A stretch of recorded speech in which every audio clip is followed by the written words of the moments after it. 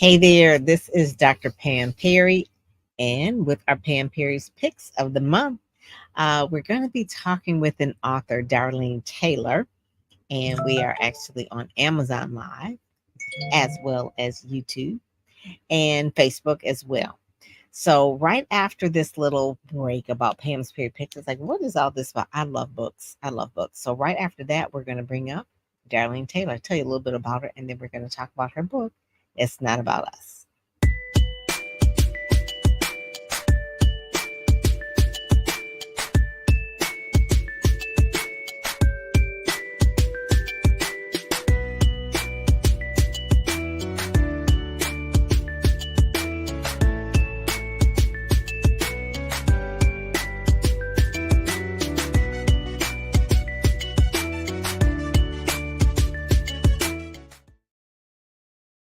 All right. So, who is, put my little sticky notes in here?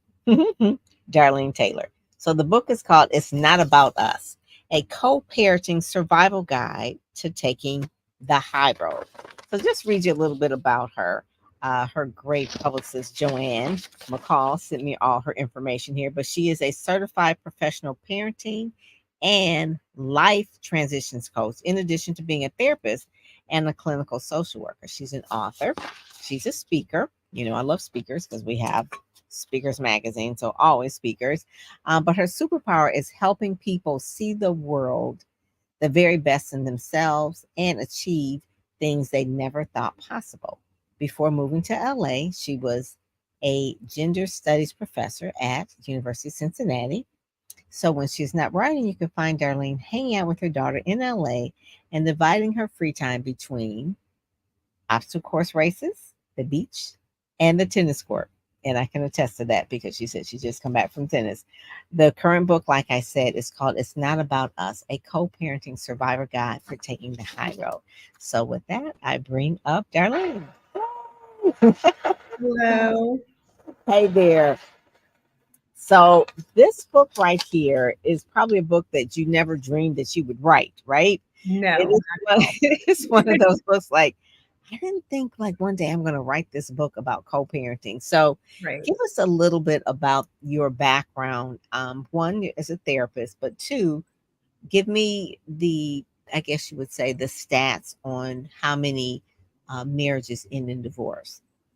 I think we're still at around 50%, 50 to 60%. So, and that's first marriages. The statistic goes up for second marriages. Really? I Yes, didn't realize it. I think I should have looked at this before, but something like 60% of children are living in, co-parenting situations, living with divorced parents. And this is definitely not the book that I thought I was going to write. I knew I've loved to write since I was young, and I knew I always wanted to write a book and had ideas about what the book was going to be, and even started a couple of books along the way. But this book sort of, I don't know, just kind of it presented itself in my world after a bunch of conversations with people. So I moved to Los Angeles. Like you said, I live in Los Angeles. I moved to Los Angeles in 2019. I had been living in Cincinnati and co-parenting with my ex-husband. Had been divorced for 10 years. Okay. Gotten to a place where we were on really good terms. We were friends. Co-parenting was going great. And he comes to me and says, "Hey, I have this amazing job opportunity in Los Angeles, and I'd really like to take it, but I don't want to leave our daughter. Will you move?" And That's deep that's a because big ask. you got roots there, right? You've got Yeah. roots. It's like, I've been there for 18 years, right? I had a business, I had a home, I had a ridiculous amount of just wonderful friends who had become my family, and I didn't want to leave. But at the end of the day, I arrived back at the place that I try to parent from, which is what is the best thing for our daughter. And the reality is, especially at the time she was 12 years old, she needed both of us. She needed both of us consistently. She didn't need, as much as I knew that I would make the commitment to try to get her to see her dad as much as possible, that was not going to get it done. It wasn't going to cut it. And so I made the decision to move. And so after the move, I had several different conversations with people about why I live in LA now. And I was like, oh, funny story. And I'd kind of give them the rundown. And they're like, wow, I can't believe you made that move. How did you get to that place in your co-parenting journey that you would make that decision? And I said, I started reflecting on that, and I was like, maybe I need to write this stuff down. I think I learned some things along the way that might be helpful for some people. So that's kind of how the book evolved. Wow. So one of the things, it's like you or your husband could have said, okay, we're going to do this solo, because there's a lot of single moms, a lot of single dads, and that sort of thing. But he wanted to consult with you and said, would you consider? And then your family is primarily in the Midwest or West? They're all over. I have I have a twin sister. She's in the Pacific Northwest. She's in Idaho. Mom and my other sister and grandmother are in Texas. So my blood family is sort of spread all over the country. But I had developed some roots in Cincinnati. I'd been there for a long time. So it felt like a second home. So this is one of the things it says, the surprising lesson from a boyfriend's ex-wife. Mm-hmm. Where did that fit in this book? So so this actually it's a great lesson. I, after the divorce, I moved on with my life, and I was dating again, and had gotten into this relationship that was getting to be relatively serious. And he has two daughters, and at the time they were 9 and 11. And we talked about, when we'll meet the kids and that kind of thing. And he said, well, my ex wants to meet you before you meet them. And I was like, really? Yeah, that's exactly what I was like. Excuse me? Like, she doesn't have to give the stamp of approval on me. But and then I took a step back, and I was like, it's not about me. It's about her girls. She's the mother of these girls, and she wants to know, she wants to vet the person that's going to be spending time with her children. And I completely understood that from a mother's perspective. And so we sat down, and we had our very awkward meeting at Starbucks.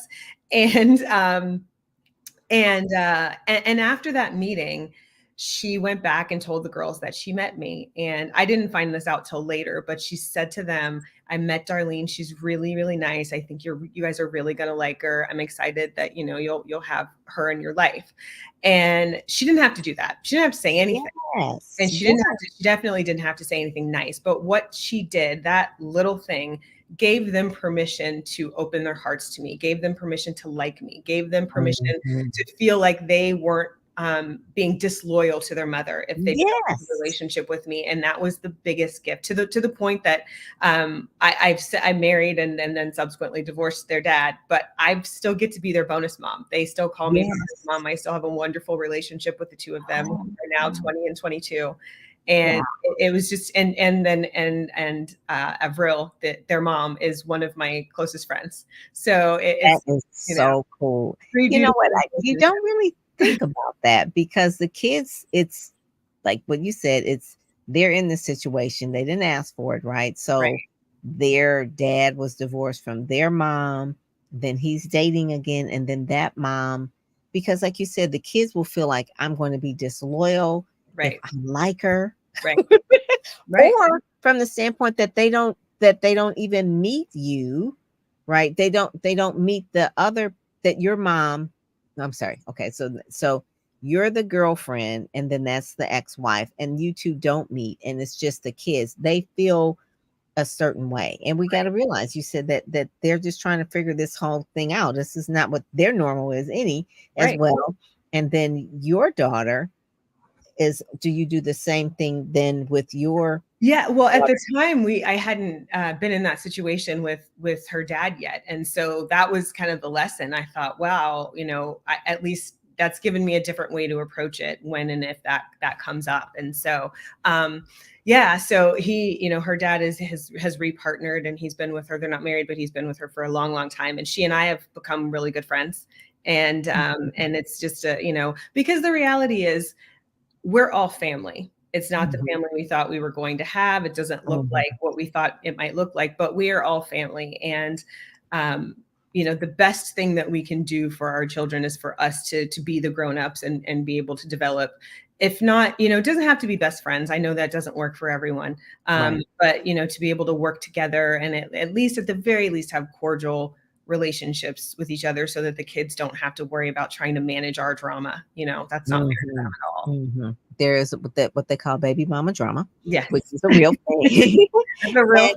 And so what is the, now as a co-parenting coach, what is the best advice that you kind of can give people so that they don't have that drama and that the kids grow up, normal, as much as possible? So what are some of the main things that you see that people, the first top 3 things that they always need to come to grips with? I think the first thing, the biggest thing that I focus on with co-parenting in my co-parenting coaching practice is learning to separate the partner from the parent. This person may not have been the partner that you wanted or the partner that you expected them to be or wanted them to be, but that does not make them a bad parent. And so you have to be able to look at them through the lens of, are they a good parent? Do they take care of our child? Do they love our child? And if barring out, obviously in cases of abuse or, that kind of thing, obviously that's something different. But if this is just a person who you can't be partnered with anymore, but they're a good person, for the most part, most of us make the decision to have a child, right? We looked at this person and thought, hey, this is somebody that I would feel comfortable raising a child with. So you saw something in them at some point that you thought was okay, enough to be their other parent. So that's what you have to start to focus on, that you're going to need to do because of the end of that relationship. That's a loss. Divorce is hard. It's people are grieving, and a lot of times we don't give it the weight that it really deserves. That's a really big loss. And so focus on that, heal from that, get therapy, do your work, and make sure that you're doing that. But in doing that, you're able to focus more on them as a parent as opposed to your partner, and recognize that those are 2 separate things. I think that's probably the biggest thing that people can do. Because one of the main things it says one of the things it says that I think, I'm not sure if society puts the pressure on us if we have to put it in ourselves, but I definitely had the message of running in my head that missing anything meant I somehow didn't take the parenting seriously and didn't prioritize my child. Right. And you said one of the things it says my parenting had to be flawless, perfect, but we all know that perfect is impossible.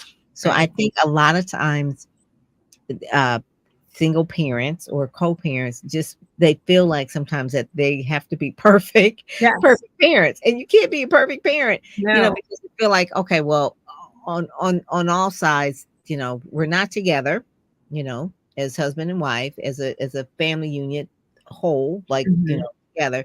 So it's like, okay, so I've got to make up for it. So do you find that a lot of who spoils the most? Like, is it the dad or the mom, or is that a thing? And it's like, okay, so I know that we're not together, so I want to be perfect. I want to spoil. Is that a thing?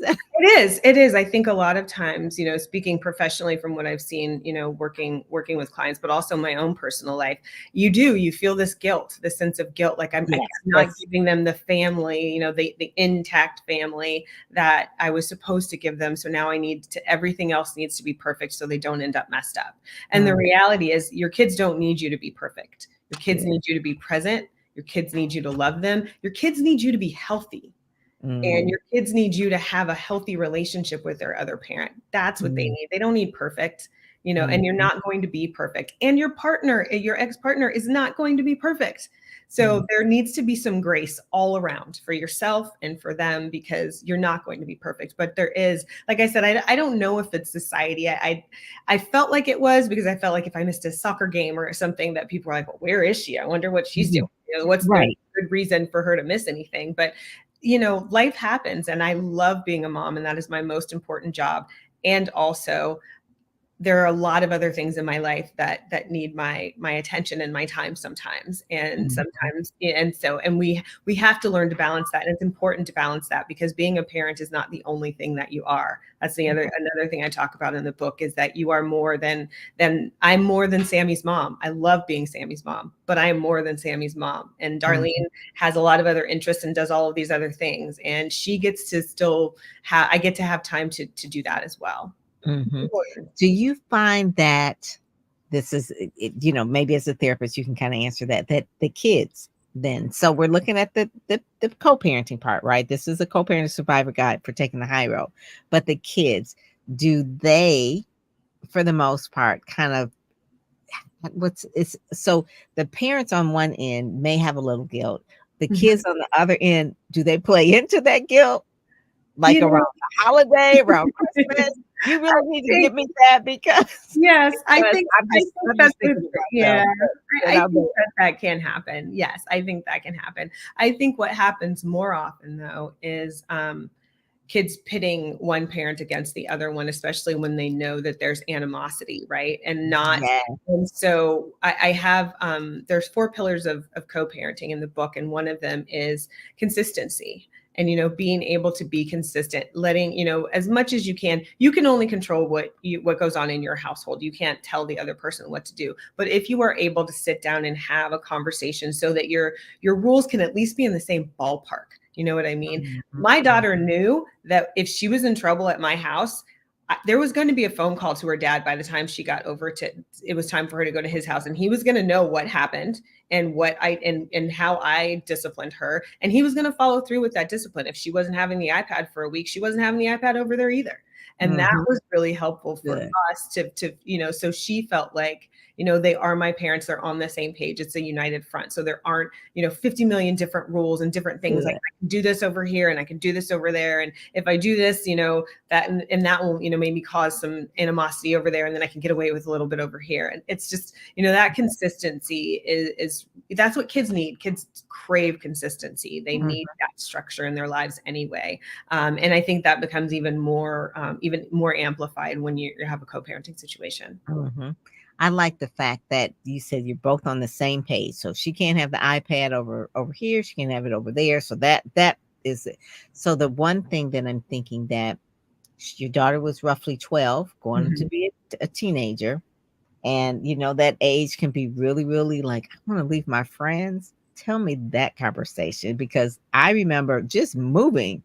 Me and Yes. my husband were together and we were moving from one neighborhood to another, and the tears were like we were, I mean, like a neighborhood, like maybe 20 minutes from, and I'm like, oh my God. I was like, she's gonna be, I felt like she's gonna be messed up for life. So really, I mean, they make you feel like that, right? Like, I don't want to go to school, I don't want to move, I'm gonna miss all my friends. So tell me that conversation Yeah. because now you're moving to a place where it's like it's brand new for you and for her. Right.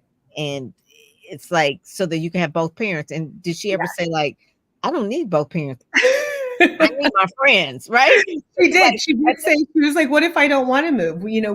Can't we just stay here and we can go visit?" And I Because said, "We their could." friends are important, right? Right. That's at that They are, age. and that's Mhm, especially at that age, that's mhm, crucial. And so I kind of talked it through with her. I said, "Okay, I said that might work. Maybe." I said, "Let's think about that. That might work now. It works in the summer because you're not you're not in school and you don't have a whole lot of activities going on. But let's think about school starts and you're playing soccer and you're in dance. How are we going to get, you're going to have things on the weekends, or you're not going to want to leave your friends on the weekends. You're going to be busy during the week, and you're not going to, as much as you want to see your dad, you're not going to want to leave your friends to fly all the way to California to see him." I said, "It's not going to be practical." And just talking about the move, it was hard. I've moved a lot. I've lived in a lot of different places, and the way I tried to explain it to her was that one of the most consistent things in life is change, and the reality is that most of the time you are not in charge of that change. You don't get to decide what that change is, and so the only thing that you can do is be responsible for how you respond to that change. And so when you have an unknown situation, it can go, it's the same feeling depending on what lens you look at it through. If we go into this move and we're like, oh gosh, it's going to be horrible, I'm leaving all my friends, and what if I don't make friends, and what if I don't like it, then you're going to have all of this anxiety and all of these negative emotions. But if we go into it with curiosity, if we go into it with openness, it's the same sentence, like, oh gosh, what's this move going to be like, versus, oh gosh, what's this move going to be like. It's that difference. And you get to decide that. We get to decide how we're going to approach this move. And so that's what I really try to give her that power back. Like, okay, you didn't get a say so in the move. You're right. and it kind of sucks, but you're a kid, and sometimes parents make the decisions and you just kind of have to roll with it. But you now get to decide how that's going to go after that. You get to decide how it's going to be. And she really did kind of embrace that. And we talked a lot about it. And I think because I was sort of going through the change with her, I think that helped her along too, because I was saying, I'm having some of the same feelings you are. I don't want to leave my friends. We have a great life here. I don't want to leave either. But, there's this new, it's opportunity. There's so much opportunity. And so we talked a lot about that. And I think we were kind of rolling well, and then COVID hit. And I think that kind of changed a whole lot of things. Right. That made it. It was a rough time to move. We moved 6 months before everything shut down. So that was the good thing about it, though, I mean, it's not like you went from LA to Cincinnati. Cincinnati is cold. LA is warm. So you got the beach, you got the beach, you get the sunshine. So that's one of the things. If it had been the opposite, it may have been like, no way am I going to be moving to the snow. So yeah, I'm from the Midwest. Places we could have. That's why I said that. It's like, okay, all right. So yes. So do you think that when she goes off to college, and at this point, say she goes back to Cincinnati, will you move? I will probably leave Los Angeles when she goes to college. An adult. Yeah. I like LA, but it's not my town. So I feel like go back to your home. Yeah. I've got my sights on a couple of other places to move, but I don't know. I won't move where she moves. And we've talked about this. She's like, I don't know if I want to go far away from home. She's like, what will you say if I want to go to the East Coast? And I said, I'll say go and have a great time. And she's like, well, what about when will I see you? I said, that's what planes are for. I was like, this will be an amazing time in your life. And I want you to go wherever you want. If you want to study abroad, go study abroad, spread your wings. I'm very much that way now. I think her dad would like to keep a little tighter rein on her. Probably. I don't think he's quite ready for her to go yet, but yeah, that is one of the things too. When they become an adult, you've done your job, right? And this book really just talks about how to co-parent in a really positive way, raise the most healthy children as you possibly can, right? Having good relationships all the way around, so they understand that if they go to abroad or they go to the East, wherever, that they're going to be okay because you took the time, you made the sacrifice. Basically, you did make the sacrifice to really make sure that overall everything was healthy and good for her. Right. And that includes moving. So when she becomes a parent, she understands that too, that, parenting is sacrifice. It's part of it. It's not, they didn't choose to be here. It's not, like you said, it's not about us. It's about them. So they also know that they are a priority. They're a priority. They're not just like a second thought. So so one of the last things it says how family and friends can help. So we know how family can help. Family is always going to be there, but how can friends help in a co-parenting situation? I guess you would say when you have, especially this is a part. Sometimes when you're divorced, not only do you divorce the person, but sometimes you divorce the friends of that other person as well.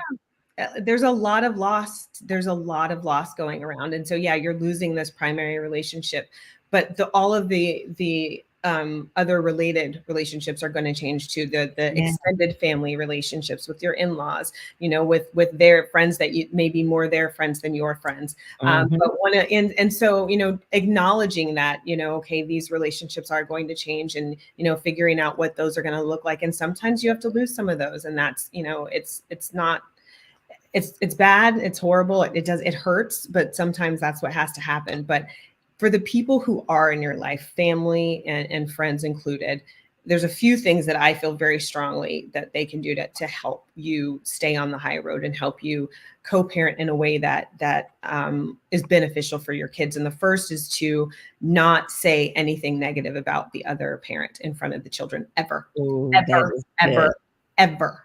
That was one of the things I said to my family, that nobody had said anything, but I said, she will never hear a negative word come from me or any of you about her father. And if she does, that will be the last time you're around her. That's not what we're doing. And that was with friends as well. But the other thing for your friends, oftentimes people feel, because divorce is so contentious, because the very nature of divorce is the splitting, and people feel like one person has to be the villain and one person has to be the victim, right? And so a lot of times for people in your corner, to them, support means villainizing the other person. And a lot of times there is no villain. It just didn't work.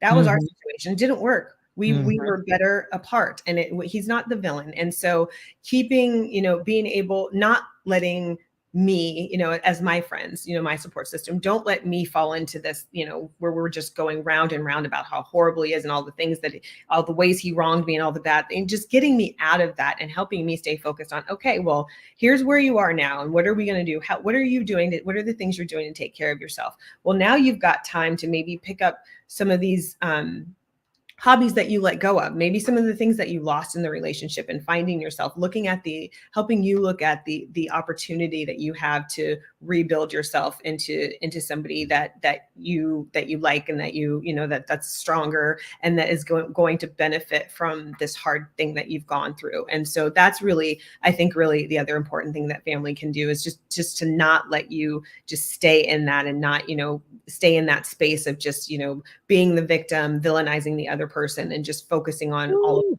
that they did wrong. That is so good. That is so true, because friends think that they're helping you. Right. They figure, okay, so you guys divorced, he's the bad guy, and then they can never say anything nice about him, because it's like, I want to be no, it's right. And then the kid picks up on that vibe as well. And so now they're feeling like, oh, I'm not really sure, people don't like my dad, or people don't like on his side, people don't like my mom. And it's like, no, you don't want a child growing up with that kind of feeling. So yeah, I agree. That is the best thing. Yes. In the book, I have sprinkled throughout the book, I have what I call these hard-won wisdoms. And I think hard-won wisdom number 2 is about just that. Kids, when you speak negatively about the other parent, kids internalize that, and they feel like you're speaking about them. And because they understand that they are half of each one of you. And so that's one of the most detrimental things that you can do. And I think, as a parent, but even, the people, the surrounding people in your life, the supporting people in your life, the kids can internalize that. So yeah, I think that's, like I said, that's one of the main things that I sort of harp on is, if you can only do one thing, then that's the one thing to do. Just don't say anything negative. If that's the only thing that you can manage, and you can't manage to do any of the other stuff, that I think that'll go a long way. Good. Well, Darlene, I am so glad that we took this journey together, and it's very transparent in the book. It's Not About Us, available on Amazon. A co-parenting survival guide to taking the high road. I just want to thank you so much for writing the book. I'm going to end the stream over here at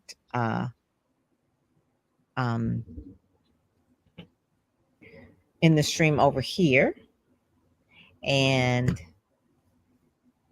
yes, and my Wi-Fi is acting a little crunchy right now. So I end the stream over there on Amazon Live, and then I'm going to end the stream here. But I want to make sure that people do know how to get in touch with you. So tell them how they can get in touch with you. Yes, I'm on LinkedIn. I'm on Instagram and Facebook at the Darlene Taylor. My website is darlenetaylor.com, and that's got information about the book.